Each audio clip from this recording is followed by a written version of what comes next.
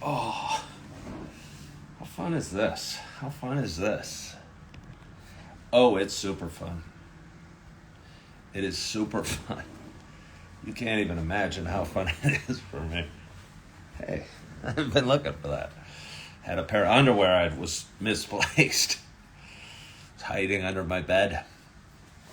It's hiding under my bed. Again, I was talking about how fun this is. What motivates a guy like me? Sometimes the simplest things. I'm a simple man. All of us men are simple. I'm a simple man. I don't know. I got a lot going on in life. I always have a lot going on. We probably all of us have a lot going on in life. And it's how we handle the stuff we have going on in life that determines our overall, I don't know, warm, fuzzy feeling. Hello, Brian.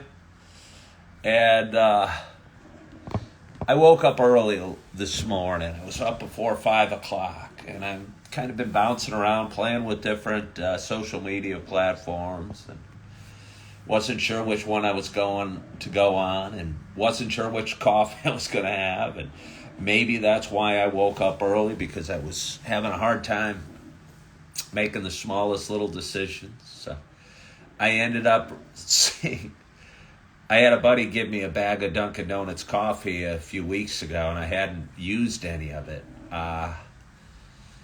Because to me, Dunkin' Donuts is coffee I get in a big styrofoam cup, an extra large with cream, when I'm taking a road trip and driving out to my sister's, or that I'm going to drink in the car for a couple hours while I'm driving somewhere.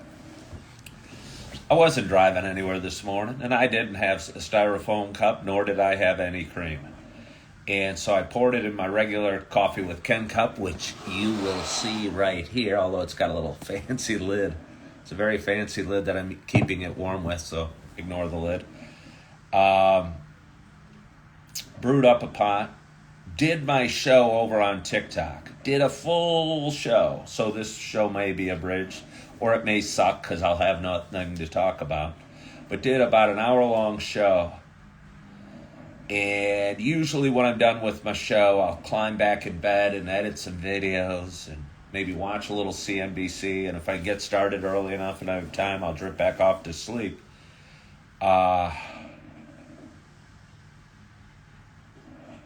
But I got back in bed and I go, I don't want any more coffee.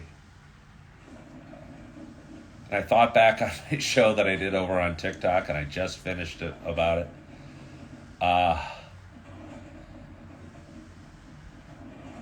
And my show was probably fine. It was probably fine. I'm sure I touched on exactly the topics I'm supposed to touch on. But I thought there was something missing. And it wasn't just the friendly people here on Instagram. But I thought there was something missing. Excuse me, what is this? Oh, it's a remote control. I thought there was something missing. And it was the joy, it was a lack of joy in the coffee I'd been drinking.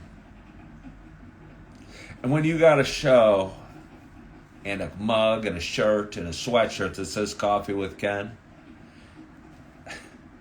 and there's an absence of joy in the actual consumption of that coffee, to the point that as you're climbing back in bed, you don't even want to get another cup of coffee while you're editing your videos because the coffee was just okay. You know there's a problem. I'm a man of action. So I threw out the bag of coffee I had. And believe me, that's hard for me to do. I'm frugal, I'm cheap. I don't like wasting things. I was a kid in the 70s with two older brothers, and we cleaned our plates. But I didn't want that bag of coffee sitting there laughing at me,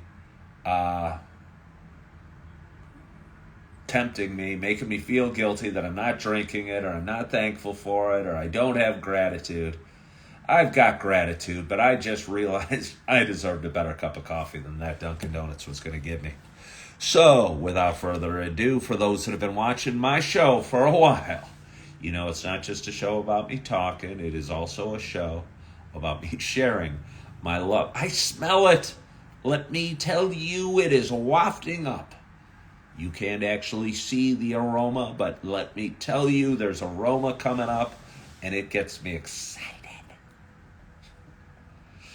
My poor audience on TikTok didn't see the excitement or the joy or the passion when he was drinking his coffee, when I was drinking my coffee. You're going to see it. So I'm excited to have my first sip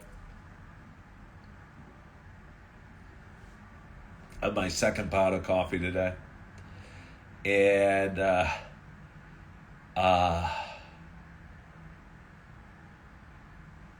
hope wherever you are, whatever you're doing, you have a hot cup of coffee in front of you as well. Cheers to us. Oh my God, it's a totally different experience. I sipped the Dunkin' Donuts and it kind of was like, let me have another. Oh, it's a pumpkin spice by Starbucks. It's got flavor. The other one, without the cream and without the large styrofoam cup. Hello, B-Jock.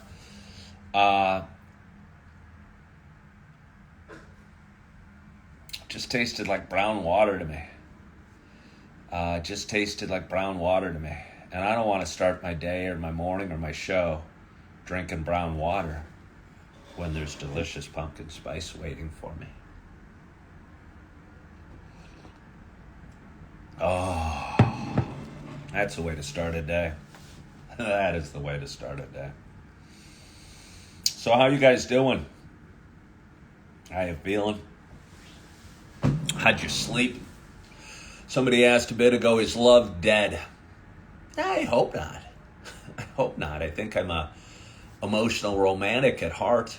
Hope not. I think we got to learn to love ourselves. If you're a Christian, you might believe that you need to love Jesus. And from that love grows all others. And if we base it on that, life kind of takes care of itself. I hope it's not, love's not dead. Somebody asked if I'm frugal, why did I go to the casino? Why? Because I thought I was going to win. Because it felt so good to win. Felt so good to win. I'm more of a addictive personality than I'm frugal. I used to do a lot of things that cost a lot of money. I'd buy fancy cars and stuff because it felt good. The endorphins would go through my system, and when I got in the new car and drove off the lot with a 2-seater convertible Mercedes with the stereo pumping and my beautiful girlfriend at the time in the passenger seat and drove away, and the world seemed wide open and the top was down and life seemed pretty good, at least for that little bit. Again, the rush of a fancy car or a win at a casino or a beautiful girlfriend even, or youth is fleeting and is temporary and goes away shockingly quickly, and you can't buy your way to happiness or drink your way to happiness or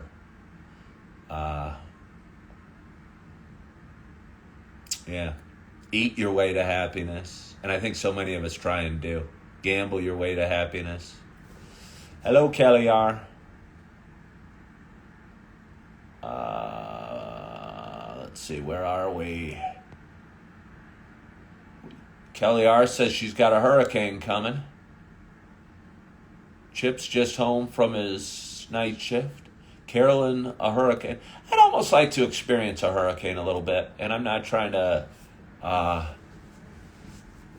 diminish the threat to life and property that a hurricane is.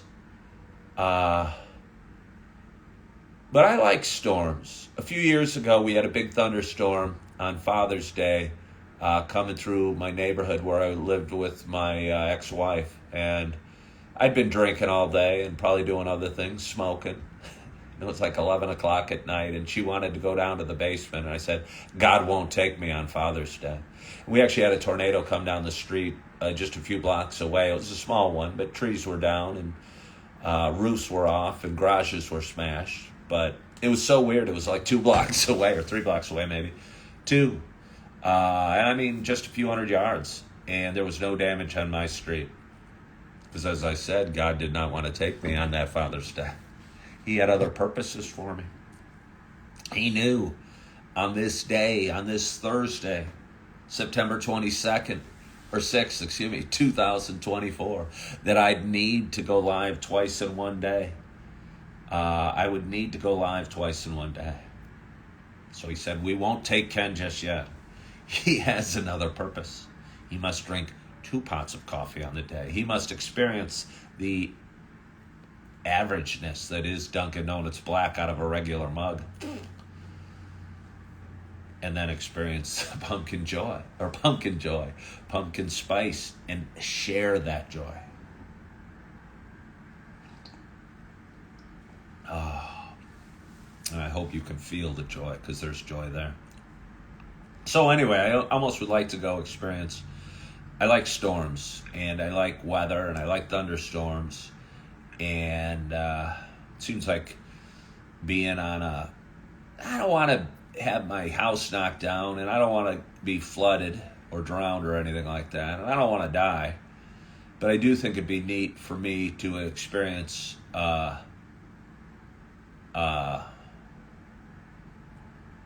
hurricane, if you will.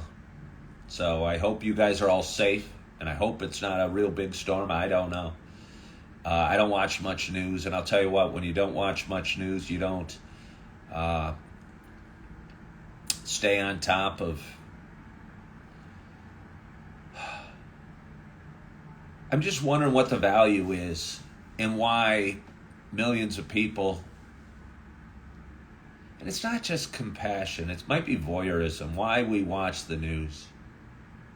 Because it's certainly not news that affects most of our lives, whether it's, something bad that happened in the Middle East, or a storm in the Gulf Coast, or a fire in California, or, a school bus crashing. Why do we watch it? What do we get from it? Yeah, I don't know. To be informed.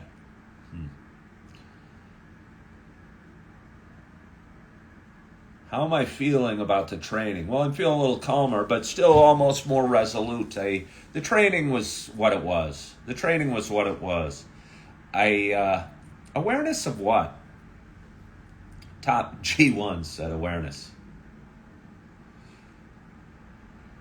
Chip, I bet your life's better without watching the news. I mean, do you need to be aware that there was a fire in a church and 3 people lost their lives?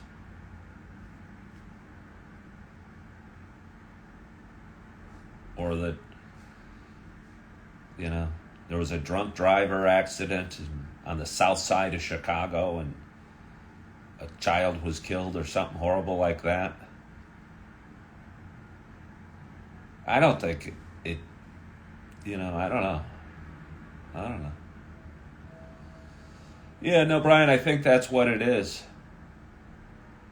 Entertainment. And I think we like to cover it up with acting like, we need to know what's going on in the world. But maybe it just takes our mind off our own lives and makes us feel better that we're not in a hurricane, or we're not in a fire, or, even something more tragic than that.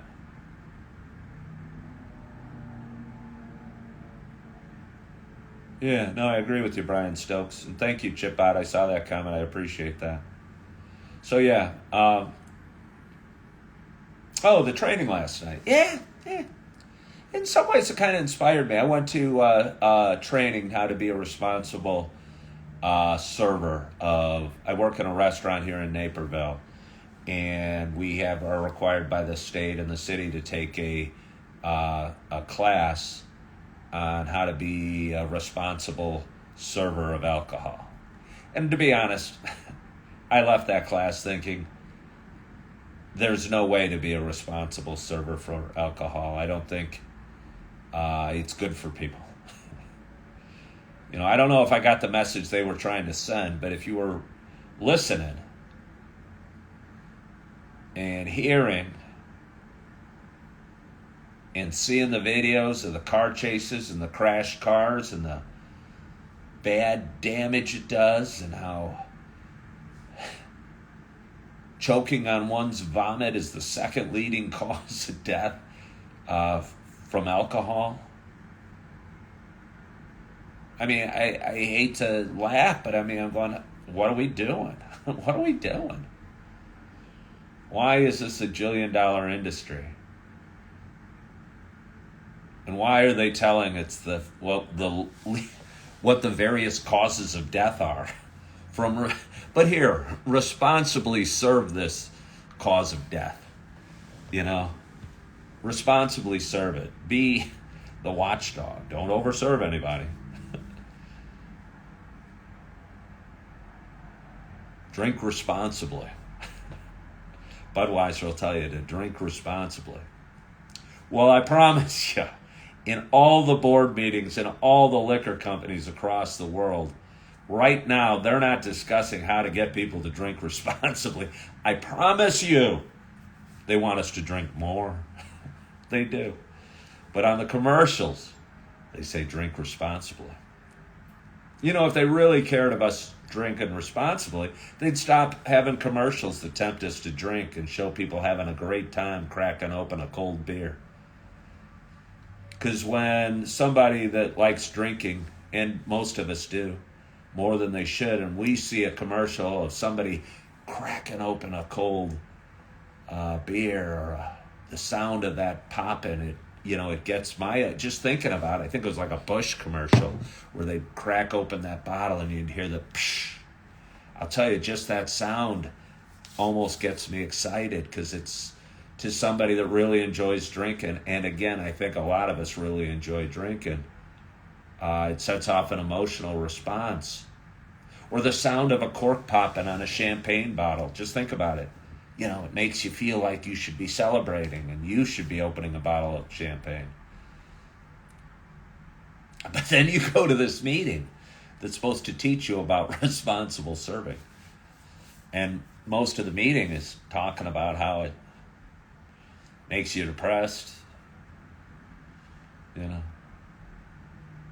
increases the chance of death for this, and this reason.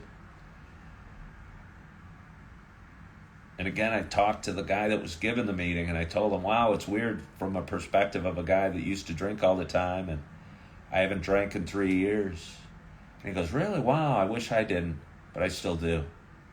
And he was the one giving the meeting. He was the one teaching us how to responsibly serve. And he said that he wished he didn't drink.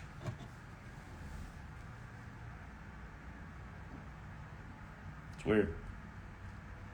So it got me to thinking last night that maybe, and I talk about, chasing a higher calling all the time. And I think Coffee with Ken is my effort to do that and to make a difference in this world and to impact people's lives in a positive way in some way or other, whether I'm talking about financial stuff or work stuff or sobriety or mental health or whatever.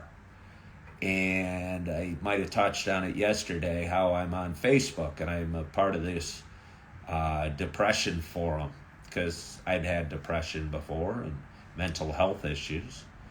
But boy, I read what these people are posting and part of me wants to give them a hug and part of me wants to just kind of give them a smack in the face and say, hey, I've been there. It's okay to be there for a little bit, but you got to get out of there. Where you're at is not a good place. And no relationship change or job promotion or exterior life change or new car or new house or what have you is going to fix what's going on inside your head. Because what's going on inside your head is what's going on inside your head. And you got to fix that. And you got to know that. And you got to go, hey, I got a negative voice inside my head saying life sucks. I got to fix it.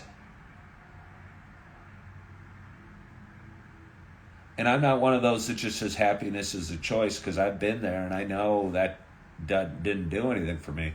But I think I can connect with these people that are struggling, and be it about sobriety or about mental health. And in a lot of ways, it gets me excited seeing these people talk about how they screwed up last night and were sober for 7 days, but they really messed up and they're so ashamed, and they drank last night and they feel so stupid. I can help those people, because they're beating themselves up because they drank last night. And what you need to do is let that self-loathing go, and that negativity go, and that negative voice go. And I think, and I'm going to say it, and I say it a lot, and I'm building up some momentum, I think alcohol consumption and alcoholism isn't a disease, but it's a mental health issue.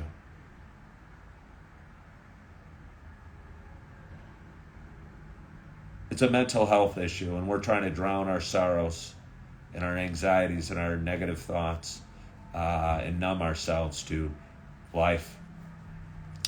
Will Bilchel says it's about getting your brain to remain positive, and it's difficult for some. Will Bilchel, I talked about it this morning. My brain doesn't remain positive. My brain goes negative very often, but I catch myself. I think aspiring for it to stay positive might be a delusion.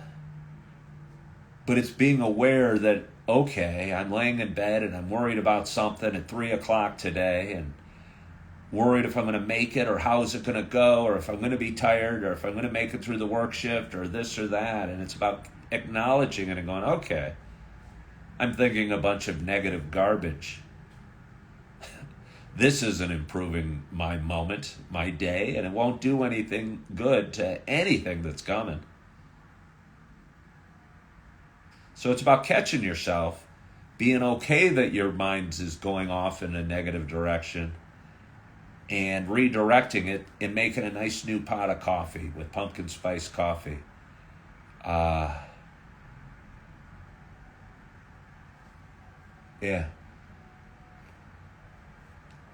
The devil is a liar, Highland. The devil is a liar. And the devil's in all sorts of places. And I don't want to touch anybody's spirituality, but I think all of the lessons that are in the Bible and all the hell and fire and brimstone stuff is written about what we go through as human beings on this planet. And it's the struggle of good and evil in our minds in everyday real life on Thursday, September 26th. And the devil, which a lot of us picture with a pitchfork and fire, is really the voice inside our head that's saying, hey, Ken, you're feeling crappy this morning, or you're stressed out, or you're whatever, worried. Maybe if you went to the bar and had a mimosa, or met your buddy out for lunch and had a couple beers, the day would be a little better.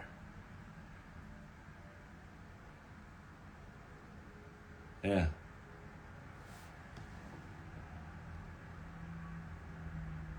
Huh. So that's my thought about that. So anyway, it's kind of exciting to me, because I do think I could help some people with mental health issues and sobriety issues. And I do think I think drinking is a mental health issue. And I think the reason we drink is because it calms our mind for a while, and it soothes our thoughts. And the reason we gamble is because it gives us that adrenaline and euphoria when we win. We feel like winners. But I think the key is learning to feel like a winner inside without the stimulus of alcohol or gambling or sex or a new car. Yeah. And I think the devil is in all those things. And it doesn't have to be. There's nothing wrong with enjoying a new car or having a nice time or making love. But I think if it's just done to soothe the demons inside or the thoughts inside, yeah,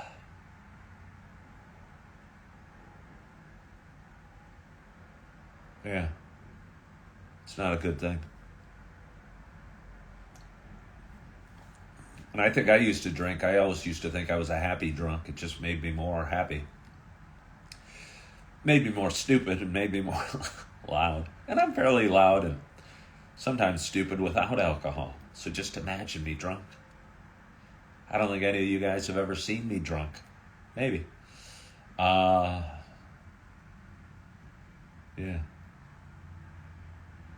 But I like myself more now that I don't.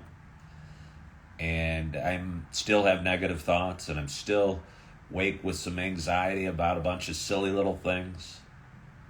And today is going to happen, and I'm going to get through my day. And at night, I'm going to be laying down in bed and going, okay, I was all worried about all these things in this morning, about working out even. Am I going to make it to the gym?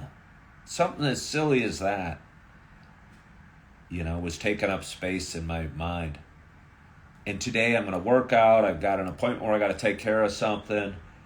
I got to make it to work. That's a normal little day with stuff that we all have. But when you let your mind run wild, each of the little things feels like a big thing. Feels like a monster. But then you catch yourself and you make some pumpkin spice coffee and you decide to go live for the second time on Instagram today. And maybe there's a reason for it, that I'm here and that I drank the coffee for a while, the wrong coffee. And because of this, I'm going to post this video over on YouTube as well. So I'm going to have 2 videos posting on YouTube, and people are, for some reason, going to watch both. And my watch time's going to go up, and my subscribers are going to go up, and my revenue's going to go up, and all of those things were kind of unintentional consequences to me making the wrong pot of coffee this morning.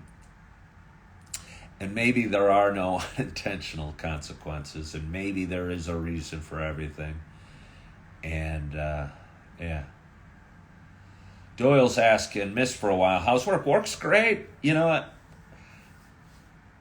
I'm working hard. I'm able to cover my financial responsibilities, pay child support to 2 ex-wives. It was payday this morning. I go, hey, that's a pretty good amount of money I made. I worked hard the last 2 weeks. I'm waiting tables. I'm tired. I stay up late. Whatever. But I'm doing what I have to do. And I'm doing what I have to do. And I enjoy my job, and I'm pretty good at it. And I work hard, and I bring a positive attitude, and I think I'm an asset to where I work, and hopefully an asset to the customers I have, and I think I am. And I kind of enjoy it, and the pay's pretty good. So work's great. It's not something I'm going to be able to do forever. I'm 56 years old. I don't want to be waiting tables at 66. But right now I'm strong enough and physically fit enough and willing enough and needy enough, honestly, to do it. It's not what I expected. I have a lot of friends that make a lot of money, but I promise you, they got their stuff too. They got their stuff too. And we all have our stuff. And it's how we deal with the stuff and deal with our feelings and deal with our emotions that determine our happiness inside. And although my life is far from perfect, and I know it, I want to see my kids more. Due to my work schedule, I'm not able to see my kids as often as I'd like. And honestly, due to my financial situation, I'm not able to see my kids as often as I like. But I'm doing what I need to do, and I'm covering my financial responsibilities, and I have a roof over my head, and I have a job I feel good about, and I'm headed in the right direction. And maybe going live on both TikTok and Instagram in the morning might be part of it. I was bouncing back and forth for months. Not saying I'm going to go live on both platforms every morning, because I don't know if I want to dedicate an hour and a half every morning to talking to my phone. But maybe I do. Maybe I do. Maybe the way to touch a bigger audience and talk about, make a difference in more people's lives, maybe I do have to go to them, go to you. Go to a TikTok audience first or second, and then go follow up with an Instagram show and switch pots of coffee. Switch pots of coffee. Hello from Greece. And maybe that'll help grow my audience, build revenue, get me my own home, get me to see my kids more often, make a difference in more people's lives.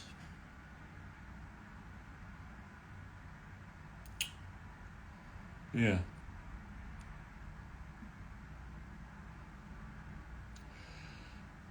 Fish Mac D. Fish says, I'm reading this book, Nothing is Wasted, by Dave Blackburn. Yeah, well, I appreciate that concept. And again, I haven't read the book. But nothing is wasted.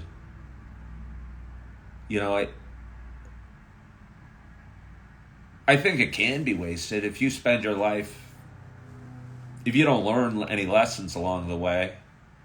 Maybe those learning opportunities are wasted. Sometimes it takes a long time to learn something. And again, I knew in the back of my mind I knew drinking wasn't good for me, for instance. And I knew I struggled with anxiety and was scared all the time, unless I was numb. And I knew that wasn't good, but I didn't know what to do. But I wasn't brave enough to say, hey, I got to fix this. And at that time, fixing this didn't mean quitting drinking. It just, for me, it was a small step, and it was listening to some positive affirmations and working on my own inner thoughts. I kept drinking for another couple of years, and kind of realized this wasn't good for me or wasn't helping anything. And then one day I took another step and said, hey, I'm going to try tomorrow without drinking. Almost 3 years later, here we are together. Yeah. Still drinking my coffee. And I can't tell you how happy it is. I am. It's pumpkin spice. And I'm going to sign off here in a minute and climb into bed and maybe get a little more rest, because I do have a big day ahead of me. And want to get a lot done. And I was thinking about my schedule. I'm working at 5, and a couple little things I got to do, and I got to be at 3 different places today. And while I was brewing this pot of coffee, I rearranged my schedule in my mind and said, okay, let's start the day. Let's start working. I was going to work out last. And then I changed my schedule. I reversed the loop and said, I'm going to go to the gym first, get that done. And then I'm going to go over here, and then I'm going to take care of this. Then I'm going to come back and get ready for work. And suddenly my day seemed a lot better. Just changing the order of the events in my day and going to the gym first and getting that done. I don't know what my message is to you about that, but made me feel a lot better. So anyway, I'm going to have one more sip of coffee. I want to thank you so much for joining on this Thursday morning on my second live show of the day. If you don't follow my page, and whatever social media platform you're working on, please subscribe to my page. I have a lot of fun with this. Feels good for me. I get stuff off my chest, and I find a lot of the stuff I talk about seems to resonate with an audience. And Chip and Brian, I hope you have a great day as well. Hope you're feeling good. Hope you got a great night's sleep. I hope you're loving yourself. I hope you are forgiving yourself. And as always, I hope to talk to you soon. Bye-bye.